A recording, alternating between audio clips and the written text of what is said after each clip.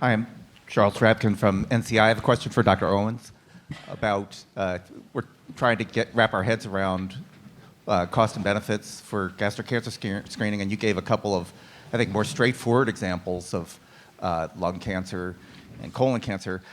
I'm slowly becoming more aware of the complexities of PSA screening, and I had, I guess, naively assumed that the question was settled when the RCTs showed that it couldn't show a benefit. And I was wondering if you could tell us a little bit about, bring me and others of us more up to date as to what other complexities need to be considered for a more thorny issue of screening. About prostate cancer? Yeah. Sure. So if you recall back when I was sort of putting these in context, so colorectal cancer saves about 25 lives per 1,000 people screened, breast cancer about 8, cervical cancer about 8. Prostate cancer is maybe 1, and with longer-term follow-up and better modeling studies, that number may go up. I think some people hope it will, think it might. I think the trouble with prostate cancer screening is the benefits are not as large, and many of the treatments, involve very substantial harm, and so it's the balance of harms and benefits is very tricky for prostate cancer screening. Some people will be helped, but the concern is that certainly originally, when a lot of people were being treated who were diagnosed, many people were also being harmed. And so that is, I think, one of the most challenging ones that the task force has looked at and other people have looked at. We hope that as the science evolves and the longer follow-up, we'll know more and may be able to make better recommendations. But it's challenging.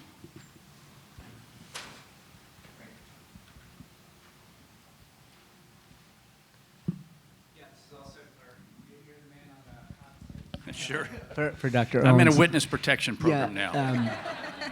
So I can't remember the USPSTF guidelines about lowering the screening age for breast cancer to 40 and the backlash. I remember that because the CISNET group also did some technical review, and the primary justification was not cost effectiveness, obviously. It was the disutility associated with false positives. And there was a lot of backlash about this. But that's a quality of life metric, which is not usually, I don't think I've seen that in other USPSTF guidelines. So yeah, I'm kind of getting at, it seems like colonoscopy per life year or cancer, that's a metric, that's a surrogate for both quality of life and cost. Mm. So I'm just, I know there's a little bit of discretion here because we're not doing ICERs, but just thoughts about that, like quality of life. Sure. First point I'll make is that the task force doesn't look at cost or cost effectiveness. And you can debate whether that's good or bad, but people worry about us, being denying things and sometimes think it's because of cost, which is absolutely wrong. The second issue with, so we actually do look at quality of life issues in most of the big cancer screening. That's evolved. When you do these modeling studies, you like to incorporate, if you can, both mortality benefits and morbidity benefits, because sometimes the benefits in terms of morbidity might sway how you'd approach screening. So prostate cancer screening and screening women 40 to 50, so that's another one that's quite challenging, and where the test, because the benefits are lower in the younger you get. So it's continuous, and the 40 to 50 in some ways is unfortunate, but it's the way the trial data has been sliced and diced. But your benefit from breast cancer screening goes up over time because rates of breast cancer go up as you get older. So the younger you are, the less the benefit for most people. But there's also, so things like ductal carcinoma in situ, et cetera, women are treated as if they have breast cancer because you can't sort that out now. And so they end up, with mastectomies and radiation therapy, chemotherapy, et cetera. So there are some harms. So I would say that 40 to 50-year-old women and prostate cancer screening, two of the trickier ones. Our view on the women 40 to 50 is that you really need to get input from the woman, explain the benefits and the harms, potential harms, and make a decision with the woman. And we assumed that many women would choose to get mammography if they had that discussion. Unfortunately, I would say, similar to lung cancer, implementation of real shared decision-making about mammography, I think, is pretty rare.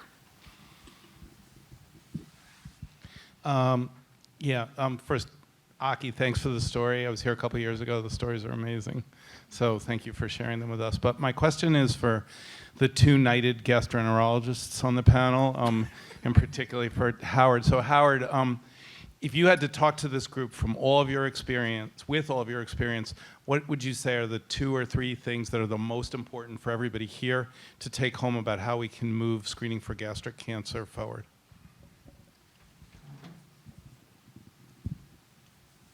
So David, first of all, it's great to see you again, and it's just so wonderful to work with you on ACG and colorectal cancer screening.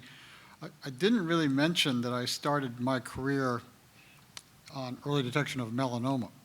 And for those of you who know me well, that was another huge chapter of my life. So I've been at that one for 25 years or so. And if I can say, the USPSTF still gives screening by the visual exam for melanoma an I recommendation, which I understand. So this is my long way of saying, David, that if you want to get involved in any of this, the most important thing is perseverance and stamina. Sometimes you'll be fortunate, you'll make great advances, and everybody will be jubilant.